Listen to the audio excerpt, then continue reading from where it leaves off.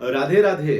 23 अगस्त 2026 को पुत्रोदय एकादशी का व्रत आने वाला है और इसकी संपूर्ण जानकारी लेकर के हम आपके बीच में दोबारा से उपस्थित हो गए हैं। इस वीडियो को अंत तक देखिएगा। पुत्रोदय एकादशी से जुड़ी हुई सारी जानकारी हमने यहाँ पे दे दी है।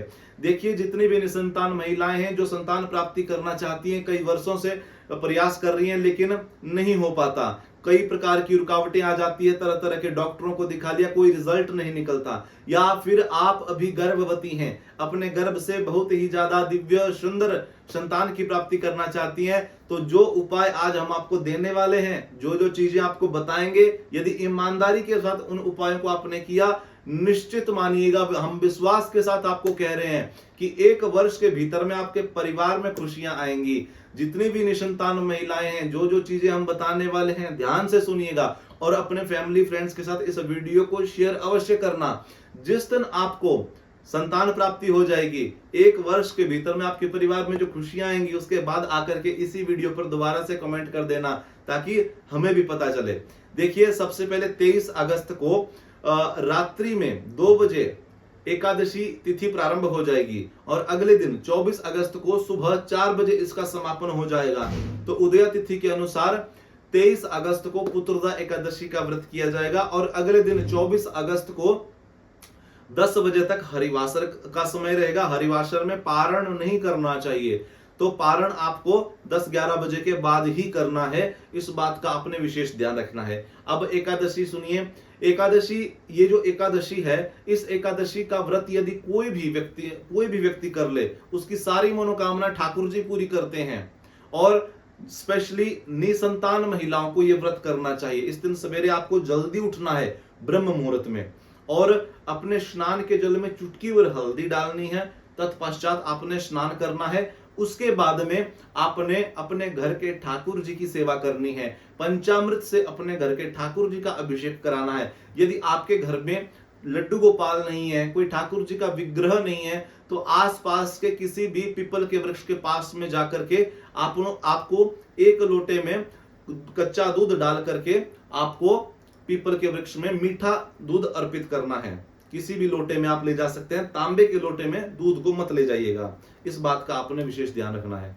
और यदि आपके घर में लड्डू गोपाल है तो दूध, दही, घी, शक्कर और शहद से आपने ठाकुर जी का अभिषेक करना है। और उसके बाद में तांबे के लोटे में आपने केसर युक्त जल भर करके, यानी 1 लोटे जल में आपने थोड़ा सा केसर डालना है और ओम आदित्याय नमः बोलते हुए सूर्य देवता को जल अर्पित करना है। उसके बाद में तुलसी भगवती के सामने घी का दीपक प्रज्वलित करना है। तुलसी भगवती की आपने 11 परिक्रमाएं लगानी है। ओम नमो भगवते वासुदेवाय नमः बोलते हुए परिक्रमा लगाइएगा। उसके बाद में 1000 बार इस दिव्य मंत्र का आपको अपने घर में बैठ करके जाप करना है। मंत्र आप नोट कर लीजिए। मंत्र है ओम क्लीम देवकी सुत गोविंद वासुदेव जगतपते देहि में तनयम कृष्णम त्वामहम शरणम गतः क्लीम ओम। इस संतान प्राप्ति मंत्र का यदि 1000 बार कोई भी महिला जाप कर लेती है, चाहे वो निसंतान महिलाएं हैं, चाहे वो गर्भवती महिलाएं हैं, यदि आप इस मंत्र का 1000 बार पुत्रोदय एकादशी के दिन जाप करोगे, 1 वर्ष में आपके परिवार में भी खुशियां आएंगी। इस बात को आप पक्का मान लीजिए, विश्वास कर लीजिए। और उसके बाद में जब शाम का टाइम होगा 5-6 बजे के बाद में किसी भी पीपल के वृक्ष के पास जाकर के एक घी का दीपक वहां पर प्रज्वलित कर लीजिएगा और 7 परिक्रमाएं पीपल की जरूर कर लीजिएगा और वापस घर को आ जाइएगा और घर आकर के भगवान से प्रार्थना करिएगा। रात्रि में सोना वर्जित कहा गया है, तो आधा घंटा, 1 घंटा, 2 घंटा, जितना आप बैठ सके जागरण करिएगा। एकादशी का जो व्रत रहता है वो 1 दिन का नहीं होता, अपितु 3 दिनों का होता है।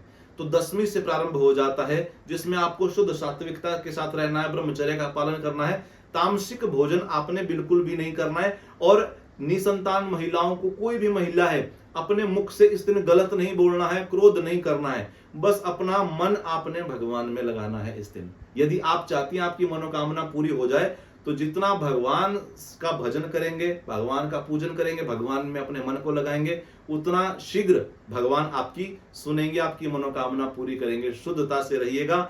और द्वादशी को 10 बजे तक हरिवासर का समय रहने वाला है, उसमें आपने पारण नहीं करना है। पारण 3 प्रकार से करना चाहिए। या तो आपके घर में जगन्नाथ भगवान का दिव्य महाप्रसाद हो, उसका 1 दाना ग्रहण करके आप पारण कर सकते हैं, या ठाकुर जी पर चढ़ी हुई तुलसी दल ग्रहण करके आप पारण कर सकते हैं, या 7 प्रकार का अनाज घर में सामर्थ्य है तो ब्राह्मणों को बुलाइए, उनको भोजन करवाइए, दक्षिणा दीजिए, गौ माता को एक थाली भोजन निकालिए विधि विधान से, उसके बाद में आप भोजन कर सकते हैं, तब इस व्रत का पारण किया जा सकता है।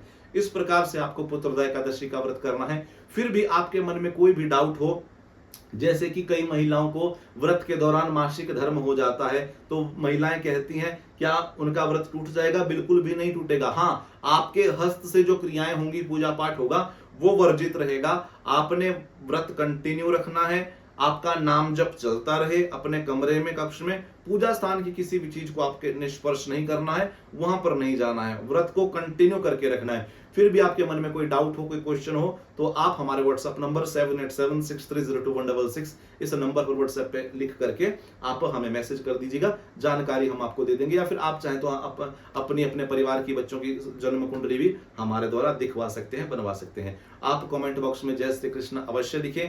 ठाकुर जी आपकी सारी मनोकामनाएं पूरी करें। राधे राधे।